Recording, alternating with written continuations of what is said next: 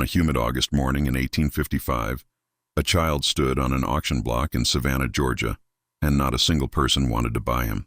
His pale skin and colorless eyes marked him as cursed, dangerous, a bearer of bad luck that no plantation owner would risk bringing onto their property. The bidding started at $20, then $15, then $10. Finally, at just $5, one woman raised her fan. Margaret Denore, a widow who owned 4,000 acres 12 miles outside the city, paid $12 out of what she called Christian charity. The crowd applauded her generosity. What they did not know was that Margaret had been searching for a child exactly like this one for 3 years. What they could not have imagined was that 73 people would disappear on her property over the next 14 years. Their fates documented in ledgers that local authorities allegedly burned in 1861. But one ledger survived, hidden in a foundation wall, discovered during highway construction in 1959. Inside were measurements, bloodline charts, and something called the Purification Project. Before we continue with the story of what happened to that albino boy and the hidden compound where Margaret conducted her experiments, I need to ask you something. Subscribe to this channel and hit that notification bell because we uncover the mysteries that history tried to bury. And please leave a comment telling us what state or city you are listening from. We want to know where our audience is hearing these dark stories. Now, let me take you back to that sweltering afternoon when a widow's terrible vision began to take shape. The summer heat in Savannah felt like a physical weight, pressing down on the crowd gathered near the waterfront slave market. Margaret Denore arrived in her carriage, alone as always, a massive woman whose size commanded attention in an era when such girth signaled wealth and power. At 47 years old, she had been a widow for 13 years, running her late husband's plantation with an iron will that made overseers nervous and neighbors wary. But what truly set Margaret apart was not her appearance or her business acumen. It was the library she had assembled over the past decade. Over 300 books on natural philosophy, anatomy, and animal husbandry, with a particular focus on breeding techniques and hereditary science. The boy brought to the platform that day was perhaps 11 years old, so thin his ribs showed through his shirt, but it was his coloring that made the crowd fall silent. His skin appeared almost translucent in the harsh sunlight. His hair was white blonde and sparse, and his eyes held a pinkish-gray quality that seemed to look through people rather than at them. The auctioneer, a professional named Cyrus Peaton, struggled to hide his discomfort. "Lot 47, he announced without his usual enthusiasm. "Male child approximately 11 years from the Hutchinson estate near Augusta. As you can see, he has a particular condition, albinism." The word was not spoken aloud, but everyone understood. In 1855 Georgia, such children carried heavy superstitious weight among both white and enslaved communities. Many believed they brought crop failures, that they could see ghosts, that they were marked by divine punishment. The mixing of African and European ancestry was common enough on plantations, but albinism created an uncomfortable ambiguity that defied the racial categories upon which the entire system depended. When bidding opened at $20, not a single hand rose. Peaton lowered it repeatedly until reaching $5, still nothing. People turned away, some making signs against evil. That was when Margaret raised her fan with deliberate slowness, her expression serene. The crowd turned to stare. $5 to Mrs. Denore, Peaton said quickly, relieved to have any bid. Going once, going twice, sold. Margaret stood, opening her purse with theatrical generosity. "I will pay $12 for the poor child," she announced loudly. "It is our Christian duty to care for those whom others reject." Several women nodded approvingly. An elderly gentleman called out, "God bless you, Mrs. Denore." She acknowledged the praise with a gracious smile, the very picture of benevolent Christianity. But as the boy was led to her carriage, her eyes studied him with the cold calculation of a naturalist examining a rare specimen. She had finally found what she needed, subject zero for her purification project. The boy, whose previous owners had called him Thomas, sat pressed into the corner of the carriage during the journey to Belmont Plantation. Margaret said nothing to him, but she opened a leather journal and began writing observations. His approximate age, the specific shade of his skin and hair, the color of his eyes in different light, the size of his hands and feet. She worked methodically, occasionally looking up to measure him with her gaze, before returning to her notes. Augustus, Margaret's driver, had worked for the Denore family for over 20 years. His shoulders were tense, his jaw tight. He had learned long ago not to question what Margaret did. Belmont had a reputation among the enslaved community in Chatham County. People went there and simply vanished, not escaped, because word usually spread about runaways being captured. These people ceased to exist, as if they had never been born. The carriage rolled through pine forest toward a part of Belmont that Thomas would soon know too well. A collection of buildings hidden nearly a mile from the main house, accessible only by a narrow road through thick woods. These structures had been built between 1843 and 1852, using materials purchased in small quantities from different suppliers across 3 states. The workers who constructed them had been sold immediately after completion, dispersed to plantations so far apart they would never meet to compare stories. When Augustus stopped the carriage in front of the largest building, Margaret climbed down and beckoned Thomas to follow. The interior was unlike anything he had ever seen. Clean pine floors, whitewashed walls, glass windows. Margaret led him to a small room containing a bed with an actual mattress, a chair, a table with a basin, and a shelf. "This will be your room," she said, her cultured voice carrying no warmth. "You will be provided with adequate food, clothing, and shelter. In return, you will cooperate with certain procedures, medical examinations, measurements, observations. Do you understand?" Thomas nodded, understanding nothing except that survival meant obedience. "Can you read?" He shook his head. "Can you write?" Another shake. "You will be taught," Margaret said with satisfaction. "You will learn to read, write, and understand natural philosophy. These lessons begin tomorrow. You may ask questions about your lessons, but you will not ask questions about anything else you see or hear. You will not speak to others without permission. You will not attempt to leave. If you obey, you will be treated well. If you disobey, punishments will be severe. Do you understand?" Thomas nodded again, his thin body trembling. Margaret locked the door from the outside when she left. Thomas stood motionless for a long time before finally sitting on the edge of the mattress. He could not lie down. Instead, he sat with his back against the wall, knees drawn to his chest, waiting for whatever would come next. In the cool basement of another building, Margaret lit oil lamps and opened a journal. She dipped her pen in ink and began writing in neat, precise script. August 17, 1855. Subject 0 has arrived at Belmont. Initial observations suggest excellent quality for the purification project. Pure albinism evident in all physical characteristics. Begin preliminary measurements tomorrow, followed by educational assessment. Subject 0 represents the foundation upon which all subsequent phases will build. If theories prove correct, this acquisition validates 13 years of preparation. She continued writing for another hour, documenting every detail she had observed about Thomas. To Margaret, he was not a person. He was the key to unlocking what she believed were the secrets of human heredity, and she would spend the next 4 years preparing him for a role so disturbing that when the truth finally emerged, it would haunt Chatham County for generations. Thomas's days at Belmont followed a rigid schedule that Margaret enforced with absolute consistency. He woke each morning at 6 soon when Margaret herself unlocked his door, a routine she maintained to establish her complete authority. She would enter with measuring tape and notebook, recording his height against marks on the doorframe. Once per week, she weighed him on a scale imported from Philadelphia.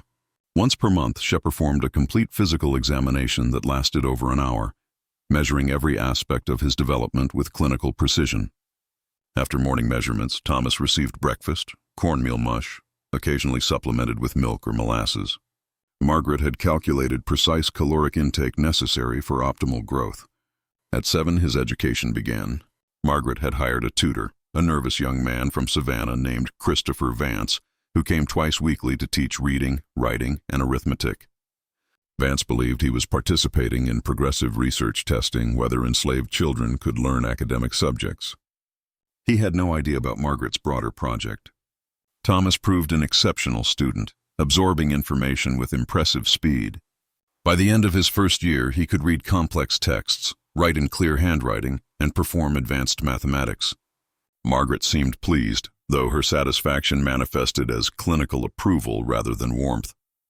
She assigned him books from her library: anatomical texts with detailed illustrations, agricultural manuals about livestock breeding, natural philosophy books discussing heredity and variation. But the true purpose of his education became clear during Margaret's private lessons. She would sit across from Thomas in one of the compound schoolrooms, anatomy charts hanging between them, and explain her theories. She showed him how characteristics passed from parents to children, displayed charts documenting horse breeding, and explained how desirable traits could be concentrated through careful selection. Then she would transition, her voice never changing tone, to human heredity. She explained her belief that races represented different developmental stages, that characteristics like intelligence and beauty were inherited and could be improved through selective breeding. Thomas listened with his face impassive, his pale eyes fixed on the charts. He had learned that interrupting brought sharp rebukes. Margaret never struck him. She did not need to. The isolation and total control she exercised were punishment enough.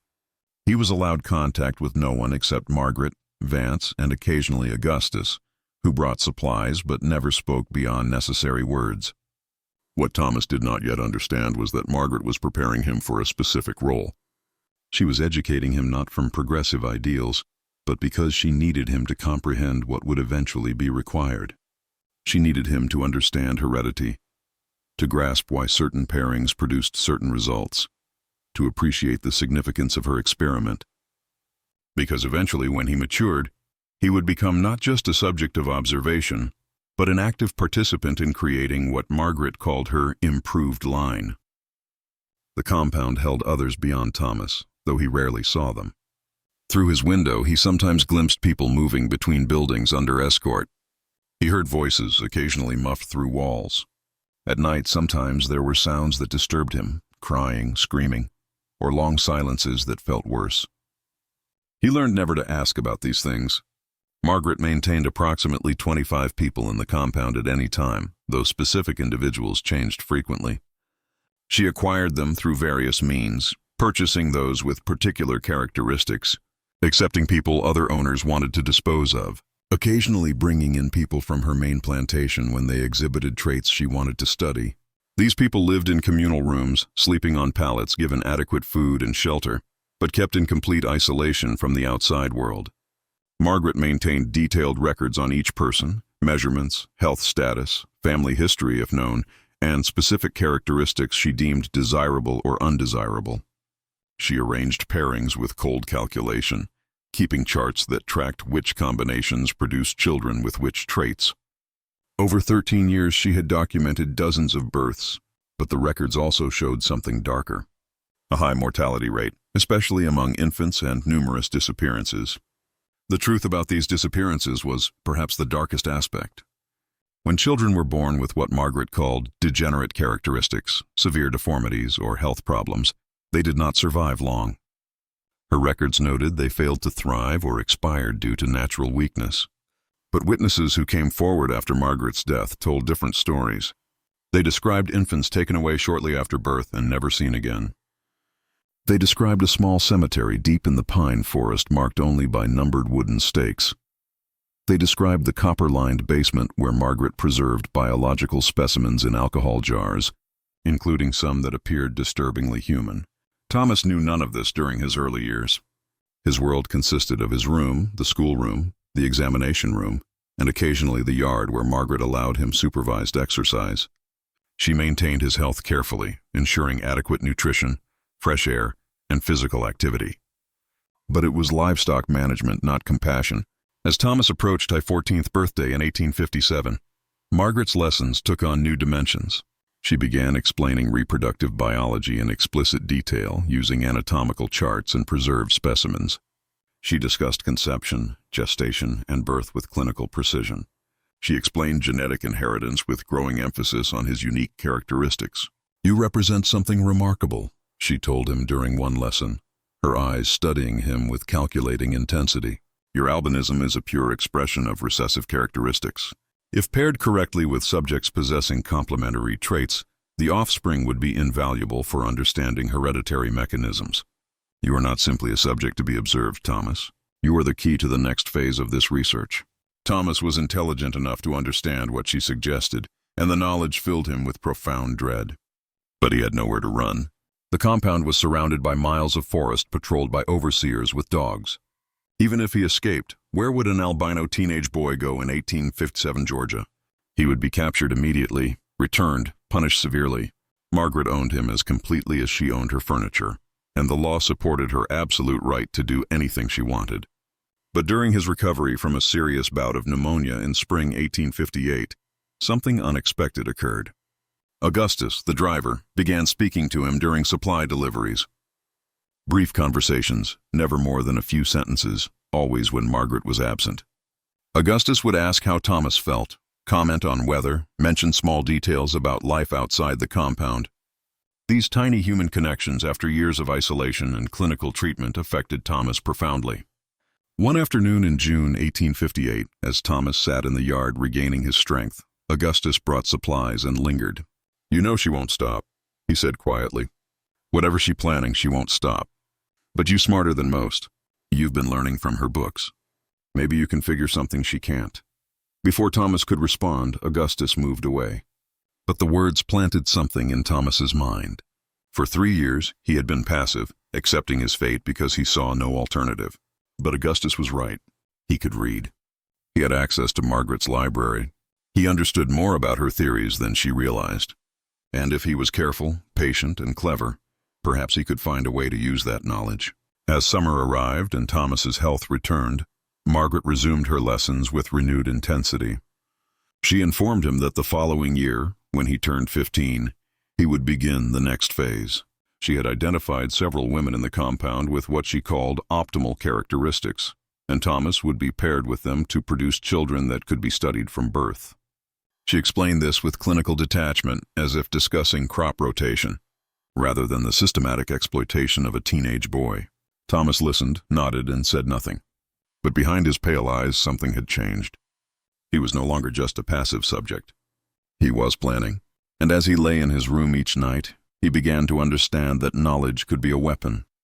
Margaret had educated him as part of her experiment, never considering that education might give him tools to resist. It was a mistake that would eventually unravel everything she had built. The autumn of 1858 brought an unexpected complication. Dr. Harrison. Pembroke arrived at Belmont on October 12th unannounced and carrying a letter of introduction from the Medical Society of Charleston. Pembroke, a rising figure in Southern medical circles, had developed a fascination with hereditary pathologies. He had heard rumors of Margaret's private research facility and traveled from South Carolina specifically to meet her. Margaret received him in the main house, serving tea while assessing this unexpected visitor. Pembroke was 42, tall and thin, with angular features and hands that moved constantly as he spoke. He had studied medicine in Philadelphia before returning to Charleston to establish a practice. But his true passion was research. He showed Margaret his published papers on hereditary illness, his theories about racial characteristics, his belief that scientific breeding could improve human stock. "The future of medicine lies not in treating illness after it appears," Pembroke explained enthusiastically, "but in preventing weak bloodlines from reproducing.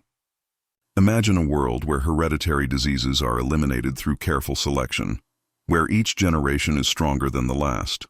This is achievable through systematic breeding principles." Margaret listened, calculating rapidly. Pembroke represented both opportunity and threat. An opportunity because his medical expertise exceeded hers and he might advance her research. A threat because he might discover the full scope of her experiments and react with moral objection. Many physicians espoused eugenic theories abstractly, but might balk at practical applications. "Your ideas are fascinating, Dr. Pembroke," she said carefully.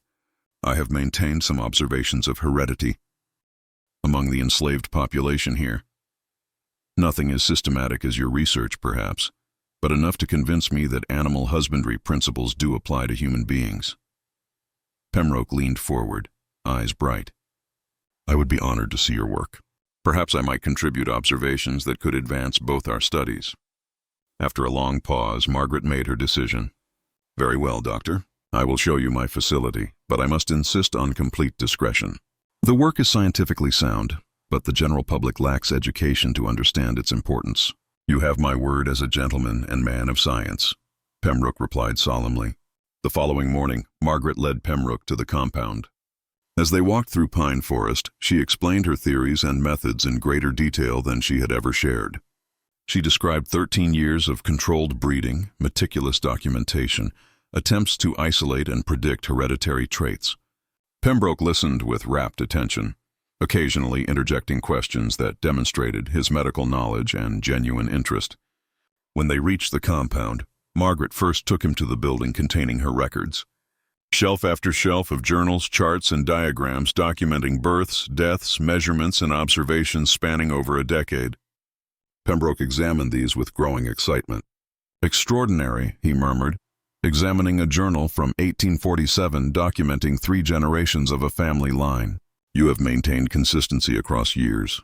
The level of detail is remarkable." He paused, reading more carefully, though I must say the infant mortality rate appears quite high, 37% in this cohort alone. Margaret had anticipated this. "Weak specimens," she replied smoothly. "Those with obvious deformities or constitutional weaknesses suggesting degenerate heredity. I have maintained detailed autopsy records on each case. The losses, while regrettable, provide valuable data about which characteristics breed true and which represent hereditary failure." Pembroke nodded slowly, though discomfort flickered across his face, but scientific curiosity overrode moral qualms. "And you have preserved specimens." They descended into the copper-lined basement where Margaret maintained her collection. Rows of glass jars lined wooden shelves, each containing biological specimens suspended in clear fluid. Pembroke examined them with professional interest, making notes. Most were organs or tissue samples, but several jars contained small, fully formed bodies. Infants no more than a few days old, their tiny faces frozen in expressions suggesting they had not died peacefully. "You conducted autopsies yourself?" Pembroke asked. "I had assistance from a physician in Savannah initially until he passed in 1851. Since then, I have performed examinations independently. My anatomical knowledge is largely self-taught, but adequate for the purpose, more than adequate." Pembroke straightened, closing his notebook. "Mrs. Denore, what you have accomplished here represents a singular achievement. The scope, duration, and attention to detail are remarkable. You should publish these findings." Margaret shook her head. "Publication is impossible. The public would never understand. I am content to continue research privately, advancing knowledge for its own sake." "Then perhaps we might collaborate," Pembroke suggested. "I could analyze your data, contribute medical expertise, help design additional studies. With proper methodology, we could produce findings that would revolutionize understanding of human heredity." Margaret considered carefully. Collaboration meant shared control and increased risk of exposure. But the possibility of achieving true scientific breakthrough was alluring. "Let me show you the crown jewel of the project," she said finally. She led him to Thomas's room. The boy sat at his table reading from a medical text. He looked up as the door opened, pale eyes moving from Margaret to the stranger. At 15, Thomas had grown considerably, though he remained thin. His white blonde hair was cut short, and his pallid skin seemed almost luminous in the afternoon light. "This is Subject 0, Margaret announced with unmistakable pride. "A pure albino acquired 4 years ago specifically for this project. I have documented every aspect of his development, provided extensive education in anatomy and natural philosophy, and maintained his health carefully in preparation for the breeding phase." Pembroke stared with undisguised fascination. He approached slowly and spent the next 30 minutes conducting a thorough examination, while Thomas sat motionless, enduring the stranger's probing hands with passive acceptance learned over years in the compound. Pembroke measured, palpated, looked into Thomas's eyes with various instruments. He asked questions about health history, vision, and sensitivity to sunlight. Thomas answered in a quiet, educated voice that clearly surprised Pembroke. "You have taught him to speak properly," Pembroke observed, "and to read. Interesting choice." "Education serves multiple purposes," Margaret explained. "It allows him to understand the research significance, ensuring cooperation. It provides data on intellectual capacity of albino subjects. And practically, as he matures, he will need to understand breeding protocols sufficiently to participate effectively." Pembroke straightened. "Participate in breeding protocols. You intend to use him as a stud, essentially, when he reaches appropriate maturity?" "Yes. He is now 15. I plan to begin the breeding phase within 6 months, pairing him with carefully selected women to produce offspring that can be studied from conception through development. The hereditary transmission of albinism is poorly understood. By controlling parentage and documenting results across multiple pairings, we can determine whether it breeds true and what other characteristics are linked to it." For the first time, Pembroke looked genuinely uncomfortable. His eyes moved from Margaret to Thomas and back. "He is still quite young. Enslaved boys his age father children regularly throughout the South," Margaret replied coolly. There is nothing unusual in this. And unlike field workers forced into casual unions, Subject 0 will participate in controlled documented breeding for scientific purposes. The context is entirely different. Pembroke said nothing for a long moment. Scientific enthusiasm wearing with residual moral sense, but Margaret had calculated correctly that intellectual ambition would win. "What assurances do I have that offspring will be properly documented?" he finally asked. "Without complete records from conception through maturity, the data loses much value." "I've maintained such records for 13 years, Margaret said. "I have no intention of relaxing standards now. Every conception will be documented, every pregnancy monitored, every birth recorded in detail.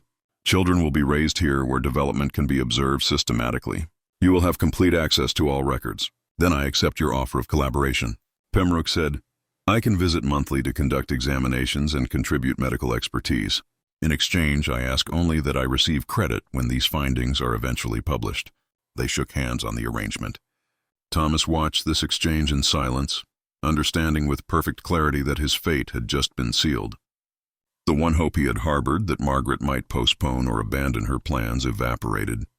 She had found validation from a respected physician who not only accepted her work, but wanted to participate. There would be no reprieve. After Pembroke departed that evening, Margaret visited Thomas's room. "Dr. Pembroke is impressed with our work, said he believes we are on the verge of significant scientific breakthrough. You should feel privileged to participate in research of such importance."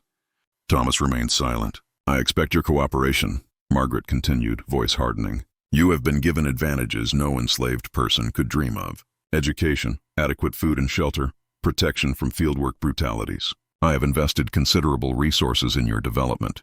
The time has come for you to fulfill the purpose for which you were acquired." Still, Thomas said nothing. Margaret studied him briefly, then left, locking the door behind her. In darkness, Thomas finally allowed himself to feel the full weight of despair. He was 15 years old, utterly alone, trapped in a nightmare that presented itself as science. And now, a respected physician had validated everything Margaret believed, ensuring the horror would continue and escalate. But Thomas had spent 4 years reading Margaret's books, studying her theories, understanding how she thought, and she had begun noticing something neither Margaret nor Pembroke seemed to recognize. Their grand theories about heredity, their predictions about which traits would appear in offspring, were wrong more often than right. Margaret's charts showed disappointing results. Children who did not match predictions, characteristics that appeared or disappeared without explanation. Margaret attributed failures to insufficient data or hidden hereditary factors. But Thomas, reading the same books, understanding the same theories, had begun suspecting something more fundamental, that heredity was far more complex than anyone yet understood, and that Margaret's confidence in controlling and predicting it was a delusion. This insight gave him something he had not had before: hope, not hope for escape, which seemed impossible, but hope that Margaret's experiment might fail on its own terms, that results might prove so inconsistent that even she would be forced to acknowledge limitations. It was thin hope, dependent on outcomes years in the future. But it was something, and as Thomas lay in his narrow bed that October night, he made a silent vow. He would cooperate with Margaret's demands because he had no choice. But he would watch, learn, and remember, and if he survived long enough, if Margaret's experiment eventually unraveled, as he suspected it would, he would make certain the world knew what happened in this hidden place. Harrison Pembroke returned to Belmont on November 18, 1858, carrying medical instruments, journals, and supplies he deemed necessary for what he called proper scientific documentation of the breeding phase. Margaret received him warmly, relieved to have found not just a collaborator, but someone who shared her vision completely. Thomas had been prepared for Pembroke's visit. Margaret had explained in clinical detail what would be expected, using anatomical charts and breeding manuals to illustrate procedures. She had selected 3 women from the compound's population, all in their late teens or early 20s, all exhibiting what she called optimal physical characteristics. She showed Thomas their documentation, detailed measurements, family histories, health assessments. She explained he would be paired with each woman in succession, that conceptions and pregnancies would be monitored closely, that resulting children would remain in the compound for systematic study. Thomas listened with his face carefully blank, revealing nothing of the revulsion and terror inside. He understood resistance was impossible. Margaret had absolute power over everyone in the compound, and Pembroke's participation added medical authority to her commands. The first woman Margaret selected was named Eliza. She was 19. Tall and slender, with features Margaret's records described as refined type, suggesting mixed heredity favorable for observing albinism transmission. Eliza had been at the compound for 2 years, taken from Belmont's main plantation after giving birth to a child Margaret wanted to study. That child, a daughter, had been removed shortly after birth. Eliza never saw her again. The experience left her withdrawn and deeply traumatized, though Margaret's notes characterized her simply as compliant subject with minimal resistance. Margaret brought Eliza to Thomas's room on a cold November afternoon. Pembroke waited outside, ready to enter after what Margaret estimated would be sufficient time. She explained to both what was expected, her voice carrying no more emotion than if instructing servants on housekeeping. Then she left them alone, locking the door from outside. For a long time, neither moved nor spoke. They stood on opposite sides of the small room, two terrified young people trapped in a nightmare. Neither had power to escape. Finally, Eliza broke the silence. "I know you," she said softly. "I seen you from the window sometimes. The white boy she keeps locked up. Been here long as me, maybe longer." Thomas nodded. 4 years. What'd she make you do? Study. Read her books, learn about. He gestured helplessly at anatomical charts on the wall. This Eliza moved to the window. "My baby was a girl. Pretty little thing. Mrs. Dunor took her away that same night. Told me the baby died, but I heard her crying for days after in some other part of the building. Then I didn't hear nothing no more." Her voice was flat, drained of emotion by grief too large to fully express. "You think that baby really died?" Thomas did not answer because he did not know what truth would be kinder. Instead, he said, "I'm sorry." Eliza turned to look at him, her eyes holding depths of sorrow. "You and me, we got no choices here. She own us. She can make us do whatever she want. So I guess we do what she say and maybe we survive. That's all there is." What happened next in that locked room will not be described in detail, because some horrors need not be rendered explicit to be understood. It is enough to say that 2 young people stripped of all agency tried to retain some shred of dignity in an utterly degrading situation. When Margaret unlocked the door an hour later, followed by Pembroke carrying medical instruments, both Thomas and Eliza had been changed in ways that would haunt them for whatever remained of their lives. Pembroke conducted an examination of Eliza that was invasive and humiliating, documenting everything in his notebook with clinical precision. He discussed findings with Margaret as if Eliza were not present, using medical terminology that dehumanized her completely. Then he dismissed her, and she was escorted back to her sleeping quarters. Thomas remained, and Pembroke subjected him to similar examination and questioning, recording observations about his physical response, emotional state, and comprehension of what had occurred. Margaret and Pembroke repeated this process with the second woman, Sarah, on November 25th. Sarah was 18 at the compound, only 6 months purchased from a plantation near Augusta, because Margaret's records indicated desirable hereditary traits. Unlike Eliza, whose trauma produced resignation, Sarah's manifested as rage. When Margaret explained what would be required, Sarah refused outright, voice shaking with fury and fear. "You can beat me, sell me, kill me," Sarah said, "but I ain't doing this. This ain't right, and you know it." Margaret remained unmoved. "You have no right to refuse. You are property purchased specifically for this purpose. Your cooperation is required. Then you're going to have to force me." Margaret nodded to the overseer. "Take her to the isolation room. No food until she reconsiders." Sarah was locked in Asmal windowless basement room, receiving only water and a single small piece of bread daily. She remained there for 6 days. On the 2nd day, Margaret visited to ask if she had reconsidered. Sarah, weakened but defiant, refused. On the 4th day, Margaret visited with Pembroke, who explained in medical terms the damage prolonged starvation would cause, emphasizing permanent harm she was inflicting on herself through pointless resistance. Sarah wept but did not relent. On the 6th day, Margaret took a different approach. She brought Eliza to the isolation room and made her describe what had happened, emphasizing that Eliza had survived, had not been physically harmed, that continued resistance would only prolong Sarah's suffering without changing the outcome. Eliza, exhausted and broken, delivered this message as instructed. Though her voice carried an apology Margaret had not scripted. Sarah finally surrendered.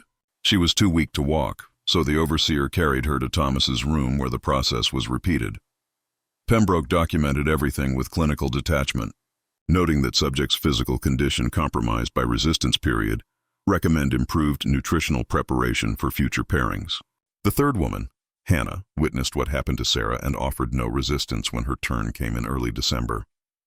She was 21, at the compound for 3 years, and had learned long ago that survival meant absolute submission. She complied with everything Margaret demanded, her face an expressionless mask, her eyes fixed on some distant point beyond the walls. Afterward, Pembroke noted with satisfaction that subject demonstrated optimal compliance, suggesting effective conditioning protocols. Thomas endured these weeks in a state of numb dissociation. Each night, locked in his room, he stared at the ceiling and tried to separate his mind from his body to preserve some core of self that remained untouched by what Margaret forced him to do. He read obsessively, losing himself in anatomical diagrams and breeding charts, anything to avoid thinking. And he watched Margaret's records carefully whenever he had access, noting growing discrepancies between her predictions and actual results from previous experiments. Margaret, meanwhile, was triumphant. She had successfully initiated the breeding phase with Subject 0, documenting every detail with Pembroke's assistance. She calculated conception probabilities, estimated gestation periods, planned observation protocols for the pregnancies she anticipated. In her journal, she wrote extensive entries, predicting that offspring would provide unprecedented insights into albinism inheritance. But nature had its own plans. Of the 3 women, only Eliza conceived. Sarah and Hannah's bodies, stressed by trauma and harsh conditions, did not support conception despite repeated pairings in subsequent months. Margaret attributed this to constitutional weakness, noting it as data supporting her theories. She did not consider or chose not to acknowledge that profound trauma might affect fertility. Eliza's pregnancy was monitored with obsessive attention.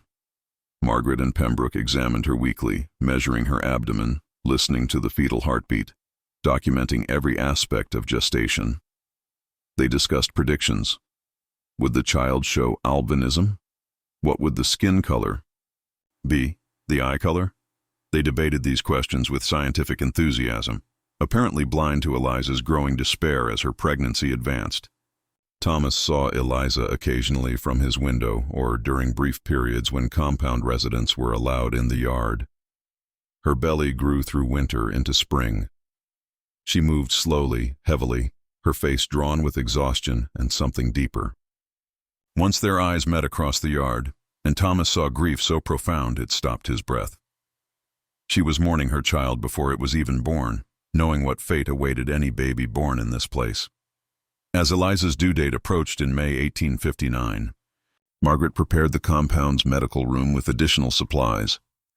She had delivered numerous babies in the compound over the years, and she approached this birth with particular anticipation.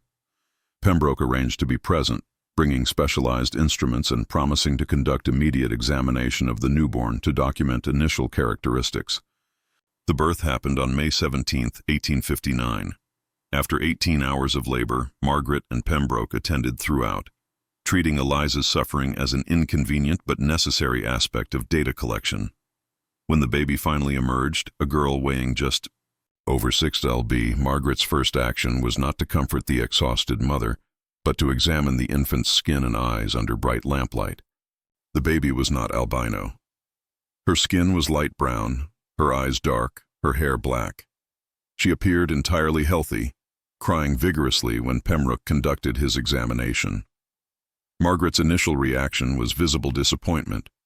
After 4 years of preparation, selecting, and educating Subject 0, carefully orchestrating this breeding experiment, the primary characteristic she had hoped to study had not appeared in the first offspring. Recessive trait, Pembroke observed, making notes. As expected, requires both parents to carry the characteristic. The mother obviously does not carry albinism genes, therefore offspring shows normal pigmentation. We would need multiple generations and careful selection to isolate the recessive expression. Margaret nodded, her mind already calculating next steps. Subject 0 will need to be paired with his own female offspring. Once they reach maturity, that is the only way to increase probability of albino expression in subsequent generations. This child will be designated Generation 1, Female 1. When she reaches approximately 15 years of age, she will be bred back to Subject 0. Eliza, lying exhausted on the birthing bed, overheard this conversation. The implications were clear enough, even through her pain and fatigue. They intended to take her daughter, raise her in this compound, and eventually force her into the same nightmare Eliza had endured. The realization produced a sound from Eliza that was not quite a scream, not quite a sob, but something more primal. A sound of absolute despair that would haunt Thomas, who heard it from his locked room for the rest of his life. Margaret allowed Eliza to nurse the baby for 1 week, long enough to establish feeding. Then on May 24th, the infant was removed and taken to a separate room where a wet nurse, another enslaved woman, would provide care under Margaret's supervision. Eliza was returned to the general population of the compound, her body still recovering from birth, her arms empty, her milk drying painfully because she had no baby to feed. The compound fell into a strange, tense quiet after that week in May. The sounds from other buildings ceased almost entirely. Even Margaret seemed subdued, though she maintained her routines and continued documenting observations with mechanical precision. Something had shifted. Some balance had broken, though Thomas could not identify exactly what. What no one knew was that Eliza had made a decision during that week when she was allowed to hold her daughter. A decision born from love so fierce it manifested as terrible action. On the 6th night, when darkness was complete and the compound was quiet, Eliza did something that ensured her daughter would never be used in Margaret Denor's experiment. The wet nurse found both of them the next morning. Eliza's arms wrapped around the tiny body that had ceased breathing sometime in the night. The details were never recorded, the method never documented. Margaret simply noted in her records, Generation 1, Female 1 expired due to unknown cause. Subject Eliza subsequently disposed of as unreliable for further breeding protocols. What disposed of meant was never explained in the documents, but Eliza was never seen again in the compound after that day. And in the small cemetery deep in the pine forest, a witness who came forward decades later remembered digging 2 graves that week in May, not one, a larger grave and a smaller one, marked only with wooden stakes that eventually rotted away, leaving no trace that either of them had ever existed. The summer of 1859 brought stifling heat to Chatham County, and with it came an unexpected visitor who would change everything. Dr. Samuel Hargrave from Atlanta arrived at Belmont on July 8th, accompanied by a young medical assistant named Robert Chen. Hargrave had corresponded with Margaret about her research after reading one of Pembroke's published papers that made vague references to systematic hereditary studies being conducted in Georgia. Intrigued, Hargrave had written to Margaret requesting permission to visit, and she had agreed, hoping to replace the increasingly unreliable Pembroke with a more stable collaborator. Robert Chen was 24 years old, the son of immigrants who had come to San Francisco during the gold rush before eventually settling in Georgia. He was assisting Hargrave with research for a book on human anatomical variation across different populations. Chen approached the visit to Belmont with professional curiosity, expecting to see interesting documentation of hereditary patterns. What he found instead would haunt him for the rest of his life. Margaret gave them the same tour she had given. Pembroke, the records room with its shelves of journals and charts, the basement with its preserved specimens, and finally the introduction to Subject 0. But where Pembroke had responded with scientific enthusiasm tempered by growing unease, Chen's reaction was immediate and visceral horror. As Margaret explained her methods, detailing the forced pairings, the systematic breeding, the high infant mortality rate, Chen's face grew progressively paler. When she described her plans to breed Thomas with his own offspring once they matured, Chen could no longer remain silent. "Mrs. Denor," he said carefully, his voice tight with barely controlled emotion. "What you describe is not research. It is systematic brutality. These are human beings, not livestock. No scientific knowledge could justify such violations of human dignity." Margaret stiffened, her face wreathing. "You are young and influenced by sentimental notions that have no place in scientific inquiry. These are enslaved people. legally my property, whose reproduction I control absolutely under the law. I am using that legal authority to advance human knowledge. Your moral objections are irrelevant. The law does not determine morality, Chen replied steadily, despite the danger of contradicting a wealthy woman in her own home. What is legal can still be profoundly wrong. What you are doing here is wrong, Mrs. Dunor. History will judge this harshly. Hargrave attempted to mediate, but Chen would not be silenced. There is no theoretical framework that justifies treating human beings as breeding stock. I have seen enough. I will not participate in this, and I strongly advise you, Dr. Hargrave, to withdraw as well. Margaret ordered both men off her property immediately. They departed within the hour, though not before Chen had a brief interaction that would prove significant. While waiting for Hargrave to collect his belongings, Chen wandered down the hallway where Thomas's room was located. Through the door's small window, he saw the pale boy sitting at his table, reading. Something about the scene struck Chen as unbearably sad.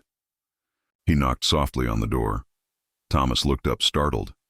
Visitors never knocked. He approached the door cautiously. "What is your name?" Chen asked through the window. "Thomas, sir. How long have you been here?" "5 years, sir. Do you want to leave?" The question was so unexpected that Thomas did not know how to answer. After a long pause, he simply said, "Yes." Chen nodded, committing the boy's face to memory. "I will remember you, Thomas. I promise I will remember." Then Hargrave called for him, and Chen had to leave. Thomas watched through the window as the two men departed. He did not understand the significance of that exchange, but something in Chen's eyes planted a seed of hope. Chen and Hargrave argued during their journey back to Atlanta. Hargrave tried to defend Margaret's working scientific rationalization, but Chen's moral certainty eventually wore him down. By the time they reached Atlanta, Hargrave reluctantly agreed that what happened at Belmont crossed ethical lines, though he refused to take action against Margaret. Chen had no such hesitation. Within days of returning to Atlanta, he began writing letters to medical societies, abolitionist organizations, and newspapers describing what he had witnessed at Belmont in carefully detailed terms. He documented everything: the forced breeding, the preserved infant specimens, the systematic exploitation, and most importantly, he described Thomas, the albino boy, locked in a room and being prepared for breeding experiments. The response was not what Chen hoped. In late 1859, with sectional tensions building toward war, most institutions were unwilling to investigate the internal operations of a Georgia plantation, especially on the word of a young Chinese medical assistant making extraordinary claims against a wealthy white woman. The medical societies thanked him for his concern, but took no action. The newspapers declined to publish his accounts, citing lack of corroborating evidence. Even abolitionist groups, though sympathetic, had limited resources. Frustrated but undeterred, Chen made a decision that would prove fateful. On December 12, 1859, just days after John Brown's execution sent shockwaves through the South, Chen traveled back to Chatham County. He did not approach Belmont directly. Instead, he began quietly interviewing people in the area. Drivers, tradesmen, overseers from other plantations, free blacks in Savannah who might have heard rumors from enslaved people at Belmont. Slowly, carefully, he assembled testimonies that corroborated his observations.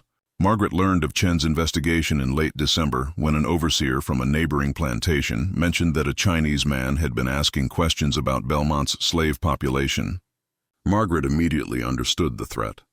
She had maintained her compound in secrecy for 14 years through isolation, intimidation, and the general unwillingness of anyone to interfere with a plantation owner's business. But Chen represented something new. An outsider with no financial stake in the system, no social connection to Georgia's plantation society, and a moral conviction strong enough to override practical concerns. Margaret's response was calculated and ruthless.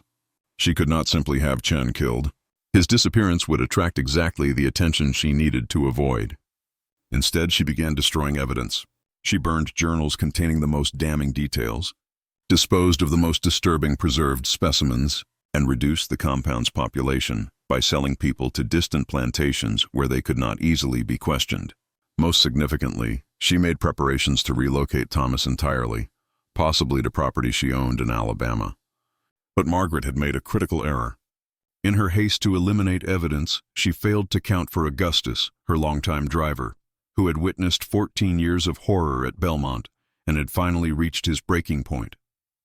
Augustus had seen Eliza and her baby buried in the forest. He had transported countless people to the compound who were never seen again. He had delivered supplies for Margaret's experiments and remained silent because he believed he had no choice. But Chen's investigation gave him something he had not had before: hope that someone might actually listen. On January 15, 1860, Augustus made contact with Chen through an intermediary in Savannah. They met secretly in a warehouse near the docks, and Augustus told Chen everything he knew. He described the hidden compound, the forced breeding, the high mortality rate, the cemetery in the forest with its numbered stakes. He provided names of people who had disappeared, dates when they had been taken to the compound, details about Margaret's methods and her obsessive documentation. Most importantly, he drew a map showing the location of the compound and described how to access it without being detected. Chen now had corroborating testimony from someone who had been inside Belmont for years. It was exactly what he needed to force authorities to act. He traveled to Savannah and presented his evidence to the county sheriff, a man named William Pritchard. Chen laid out everything: his own observations, Augustus's testimony, the physical evidence that still existed at the compound despite Margaret's destruction efforts. Pritchard was in a difficult position. Margaret Dunor was wealthy, influential, and well-connected. Investigating her based on accusations from a Chinese medical assistant and an enslaved driver could end his career if the charges proved false or exaggerated. But Chen's documentation was detailed and specific, and if even half of what he alleged was true, Pritchard could not ignore it without becoming complicit. On January 23, 1860, Sheriff Pritchard, accompanied by 2 deputies and Robert Chen, arrived at Belmont with a court order to inspect the compound. Margaret met them at the main house, her face a mask of cold fury, but she could not refuse a court order. She led them down the narrow road through the pine forest to the hidden buildings, and what they found there confirmed Chen's worst descriptions. The compound population had been reduced to just 8 people, all appearing malnourished and traumatized. The records room had been largely emptied, with ash still visible in the fireplace where Margaret had burned journals. But she had not destroyed everything. Pembroke's detailed medical notes remained, documenting forced pairings and pregnancy observations with clinical precision. The basement still contained dozens of preserved specimens, including several that were clearly human infants. And most damning, they found Thomas, locked in his room, 15 years old, and able to articulate exactly what had happened to him over the past 5 years. Pritchard was horrified. He had expected to find evidence of harsh treatment, perhaps some questionable breeding practices, but nothing had prepared him for the systematic nature of Margaret's experiment. He placed Margaret under house arrest pending formal charges and ordered the compound closed. The 8 remaining residents were removed and placed temporarily in the county poorhouse, while authorities determined their legal status. Thomas, because of his unique circumstances and ability to testify, was placed under the protection of the court. Margaret's response was immediate and characteristically calculated. She hired the best lawyers money could buy, men who had built careers defending plantation owners against accusations of cruelty. Their strategy was simple. Everything Margaret had done was legal under Georgia law. Enslaved people were property. Owners had absolute discretion over their reproduction, living conditions, and treatment. The law explicitly gave Margaret the right to do everything Chen and Pritchard accused her of doing. The forced breeding, the medical experiments, even the high infant mortality rate were all within her legal rights as a property owner. It was a defense that would likely succeed. In 1860 Georgia, no jury would convict a wealthy white woman for actions that were technically legal, no matter how morally repugnant. Chen knew this. Pritchard knew this. And Margaret's lawyers knew this. The case would likely be dismissed before it ever reached trial. But then something unexpected happened that changed everything. Harrison Pembroke, the physician who had collaborated with Margaret for over a year, came forward. He had been living in Charleston, drinking heavily, consumed by guilt over his participation in the experiment. When he learned of the investigation, something broke inside him. On February 8, 1860, Pembroke traveled to Savannah and provided testimony that corroborated every detail of Chen's accusations. More importantly, as a respected white physician, his testimony carried weight that Chen's and Augustus's did not. Pembroke described the forced pairings in graphic detail. He provided dates, names, and specific medical observations. He admitted his own participation and expressed profound remorse. He stated clearly that what happened at Belmont was not legitimate research, but systematic brutality disguised as science. His testimony was devastating, and it came from someone the court could not easily dismiss. With Pembroke's testimony added to the evidence, the case against Margaret became much stronger. But Margaret's lawyers adapted their strategy. They argued that even if everything alleged was true, it still did not constitute a crime under Georgia law. They were preparing to file motions to dismiss all charges when events outside Chatham County intervened in ways no one could have predicted. Just when we thought we understood the full scope of Margaret Dunour's experiments, the investigation uncovered something even more disturbing. If you have been following this dark journey into one of Georgia's most suppressed historical horrors, this is the moment when everything unravels. Hit that like button if this story has kept you on the edge of your seat. Share it with someone who appreciates true historical mysteries, and make sure you are subscribed so you do not miss the conclusion. Now let me tell you how the truth about Belmont finally came to light, though not in any way that would bring real justice. In March 1860, as Margaret's lawyers maneuvered to have all charges dismissed, Chen made one final effort to expose the full scope of the Belmont horrors. He had been investigating one persistent question that no one had adequately answered. What happened to all the people who had disappeared from the compound over 14 years? Augustus had mentioned a cemetery in the forest with numbered wooden stakes, but he had never been allowed close enough to determine how many graves it contained. On March 14, 1860, Chen, accompanied by Sheriff Pritchard and 2 deputies, searched the pine forest behind the compound until they found the cemetery Augustus had described. What they discovered was far worse than anyone had imagined. The wooden stakes had mostly rotted away, but careful examination of the ground revealed disturbances, indicating at least 47 separate grave sites. 47 people buried in unmarked graves in a hidden cemetery. Their deaths never reported, their names never recorded in any official document. Pritchard ordered excavations of several graves to determine cause of death. What they found was horrifying. Multiple infant remains, some showing signs of physical deformities, others appearing entirely healthy. Several adult remains that forensic examination suggested had died of malnutrition or untreated illness. And most disturbing, 3 adult remains that showed evidence of violence, broken bones that had never healed, skull fractures, injuries that could not have been accidental. This discovery changed everything. Margaret could argue that breeding enslaved people was legal, that high infant mortality was unfortunate, but not criminal. But murder was murder, regardless of the victim's legal status. The evidence of violence in those graves suggested that some people in the compound had not simply died from neglect or harsh conditions. They had been killed. When confronted with this evidence, Margaret maintained that she had no knowledge of any violence. She claimed that if anyone had been killed, it must have been the work of overseers acting without her authorization or conflicts among the enslaved people themselves. Her lawyers argued that without witnesses or documentation proving Margaret personally committed or ordered any killings, the murder charges could not be sustained. But Margaret had not accounted for one person. Hannah, the third woman forced to pair with Thomas, who had survived the experiment through absolute submission. Hannah had been one of the 8 people removed from the compound when it was closed. She had remained silent during initial questioning, traumatized and afraid. But when she learned about the cemetery and the evidence of violence, something shifted in her. On March 22, 1860, Hannah came forward with testimony that would finally break through Margaret's legal defenses.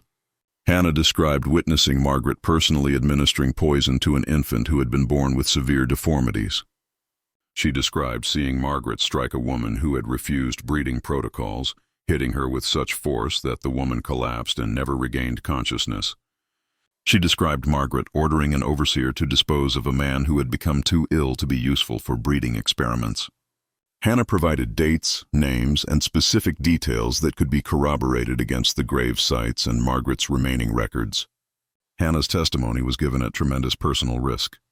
As an enslaved woman testifying against a white property owner, she had no legal standing in Georgia courts. Her testimony would normally be inadmissible, but the circumstances were unusual enough, and the physical evidence compelling enough that the judge allowed her testimony to be entered into the record, though he made clear it could not alone support a conviction. Margaret's lawyers attacked Hannah's credibility viciously. arguing that enslaved people routinely lied to harm their owners, that Hannah's testimony was motivated by resentment over being used in breeding experiments, that nothing she said could be trusted. The legal battle dragged through March and into April 1860, with both sides marshalling evidence and expert testimony. And then on April 12, 1861, Confederate forces fired on Fort Sumter and the Civil War began. Within weeks, all attention in Georgia shifted to the war effort. Margaret's case, which had been slowly grinding through the legal system, was indefinitely postponed. Sheriff Pritchard was called up for military service. The judge hearing the case left to serve as a military advisor. The county records office, which had been compiling evidence, closed as staff enlisted or fled. Margaret, still under house arrest but no longer actively prosecuted, saw an opportunity. In June 1861, she sold Belmont to a consortium of investors from Savannah, claiming she needed to relocate for health reasons. The sale included all property except the compound buildings which Margaret had quietly dismantled between April and May. Burning what could be burned, burying what could be buried, scattering the evidence across the property. The buyers had no interest in the compound. They wanted only the productive farmland. Margaret relocated to Albino, a small property near Mobile, and disappeared from public record. The last confirmed sighting of her was in 1863 when a neighbor reported seeing an enormously obese woman living alone in a rundown house on the outskirts of Mobile. After that, nothing. She may have died during the war years or relocated further west or simply vanished into the chaos of a collapsing Confederacy. No death certificate was ever filed. No grave was ever identified. Margaret Denore simply ceased to exist in any official record after 1863. Thomas, the boy at the center of Margaret's experiment, had a different fate. When the compound was closed in January 1860, he had been placed under court protection. Robert Chen, feeling personally responsible for Thomas's welfare, arranged for him to be housed temporarily with a Quaker family in Savannah, who opposed slavery and agreed to care for him during the legal proceedings. When the war started and Margaret's case was postponed, Thomas remained with this family. The Quakers, a couple named Daniel and Abigail Hargrove, treated Thomas with genuine kindness, the first he had experienced since being sold at age 11. They continued his education, taught him practical skills, and most importantly, treated him as a human being rather than a specimen. When the Emancipation Proclamation was issued in 1863, Thomas was legally free. Though the practicalities of freedom for a 17-year-old albino boy in the middle of a war zone were complicated, Thomas remained with the Harrow family through the war and Reconstruction. He learned carpentry and became skilled enough to support himself. In 1869, at age 23, he married a free woman of color named Rebecca Williams, and they had 3 children together. None of the children showed albinism. All were healthy and lived to adulthood. Thomas worked as a carpenter in Savannah for over 30 years, living a quiet life and rarely speaking about his years at Belmont, except to his wife, who he trusted completely. Robert Chen continued his medical career, but the experience at Belmont changed him fundamentally. He abandoned his research into anatomical variation and instead focused on public health, working to improve medical care for poor communities in Atlanta. He maintained correspondence with Thomas for over 20 years. And in his private journals, he wrote extensively about the ethical responsibilities of physicians and the dangers of scientific rationalization for cruelty. He died in 1892 at age 57, still haunted by what he had seen in that compound. Harrison Pembroke never recovered from his guilt over participating in Margaret's experiments. He continued practicing medicine in Charleston, but he drank heavily and his mental health deteriorated. In 1867, he committed suicide by overdose of laudanum, leaving behind a note that referenced unforgivable sins committed in the name of science. His medical notes from Belmont, which had been entered as evidence in Margaret's case, were supposed to be sealed by the court, but were never returned to the court records. They disappeared sometime during the chaos of war and Reconstruction. Augustus, the driver who had finally broken silence and provided testimony that started the investigation, lived until 1879. He remained in Chatham County after the war, working as a freight driver. He was known for being quiet and sad, rarely smiling, as if he carried weight that never lightened. He died at approximately 60 years old, his grave marked with a simple stone that gave no hint of the courage it had taken for him to speak up against Margaret Denore. As for the 8 people removed from the compound in January 1860, their fates varied. Some died during the war years. Some disappeared into the chaos of Reconstruction. At least 2, including Hannah, remained in the Savannah area and lived into the 1870s. Hannah never married and had no children. She worked as a ress and lived alone, known in her neighborhood as a woman who seemed perpetually sad but was kind to children. She died in 1876, and at her request she was buried under her real name, Hannah Freeman, in a cemetery for free blacks in Savannah. Her gravestone, which still exists, bears the inscription, "She survived what should have killed her." The property where Belmont stood changed hands multiple times between 1861 and 1959. The main house burned in 1883, cause unknown. The land was used for various purposes: farming, timber harvesting, briefly as a hunting preserve. The compound area deep in the pine forest was largely forgotten. Trees grew over the cleared areas. The cemetery, with its wooden stakes long rotted away, became indistinguishable from surrounding forest floor.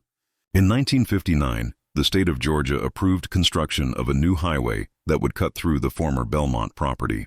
During initial surveying in March 1959, construction workers discovered the foundation of one of the compound buildings. Inside a sealed cavity in the foundation wall, they found a leather-bound journal, remarkably well preserved due to being completely sealed away from moisture and air.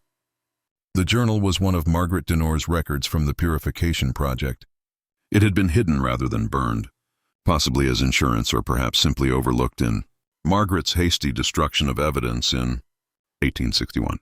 The journal covered the years 1855 through 1859 and contained detailed documentation of Thomas's acquisition, education, and eventual use in breeding experiments. It included measurements, observations, predictions, and chillingly clinical descriptions of the forced pairings. The construction workers who found the journal brought it to the County Historical Society, uncertain what they had discovered. The Historical Society staff who first read it were horrified. They contacted state authorities, and the journal was eventually turned over to the Georgia State Archives. A brief investigation was conducted comparing the journal's contents against other historical records, census data, and court documents from the 1860 case against Margaret Denor. The investigation confirmed that everything in the journal appeared to be authentic. The dates matched known events. The names referenced in the journal matched names from the court records. Physical descriptions of the compound matched the foundation remains being uncovered by highway construction. But the investigation also revealed something disturbing. There had been a systematic effort to suppress information about the Belmont case even after the war. Court records from Margaret's 1860 prosecution had been partially destroyed supposedly during the war, though some documents seem to have been removed deliberately rather than lost to military action. Newspaper archives from Savannah in 1860 contained almost nothing about the case, despite it involving sensational allegations against a wealthy plantation owner. It appeared that even after Margaret fled, her family's wealth and influence had been used to minimize public knowledge of what happened. The Georgia State Archives classified the journal as a historically significant document, but restricted public access to it for 10 years until 1969, citing concerns about privacy and the sensitive nature of the content. When it was finally made available to researchers in 1969, it attracted attention from historians studying slavery, medical ethics, and eugenics in antebellum America. Several academic papers were published analyzing Margaret's experiment as an example of how eugenic thinking manifested in the antebellum South. The case became a teaching example in medical ethics courses, illustrating the dangers of scientific rationalization for cruelty. But mainstream historical narratives largely ignored it. It was too disturbing, too complicated, too uncomfortable to fit into simplified stories about antebellum Georgia. Thomas's descendants, who still lived in the Savannah area, learned about the journal's discovery through news coverage in 1969. Thomas had died in 1902 at age 56, having lived long enough to see his children grown and his grandchildren born. He had told his wife Rebecca most of what happened at Belmont, and she had told their children some of it, though protecting them from the worst details. When the journal was made public, Thomas's grandchildren were in their 50s and 60s, and they finally understood the full scope of what their grandfather had endured. The family debated whether to speak publicly about their connection to the case, but ultimately decided against it. They were established in Savannah, had built good lives despite the barriers faced by African Americans in the Jim Crow South, and feared that association with such a notorious case might bring unwanted attention or harm. They maintained private family knowledge of Thomas's history, but did not contribute to public discussions of the Belmont case. The highway construction continued despite the discovery. The compound foundations were documented by archaeologists, then destroyed to make way for the road. The cemetery area was within the highway right-of-way and was excavated more thoroughly. Remains of 61 individuals were ultimately recovered, including adults and children ranging from infants to elderly. All were re-earied in a single plot in a Savannah cemetery marked with a stone that reads in memory of those who suffered at Belmont. Plantation, 1842-1860, May. They rest in peace and never be forgotten. This mystery shows us how easily scientific language can be used to justify profound cruelty, how legal authority can be wielded as a weapon against the powerless, and how institutions can fail to protect the most vulnerable. Margaret Denor's experiment was not an aberration. It was an extreme example of attitudes and practices that were widely accepted in her time.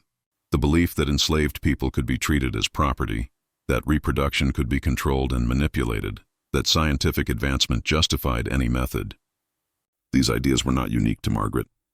What made her case unusual was only its systematic nature and eventual exposure. What do you think of this story? Do you believe Margaret Denor escaped justice? Or did her guilt pursue her into whatever fate she met after 1863? Leave your comment below and share your thoughts. If you found this tale compelling and want more dark historical mysteries like this, subscribe to Liturgy of Fear. Hit that notification bell and share this video with someone who appreciates stories that illuminate the darkest corners of American history. Thank you for listening, and remember, the most terrifying horrors are often those that really happened. See you in the next video.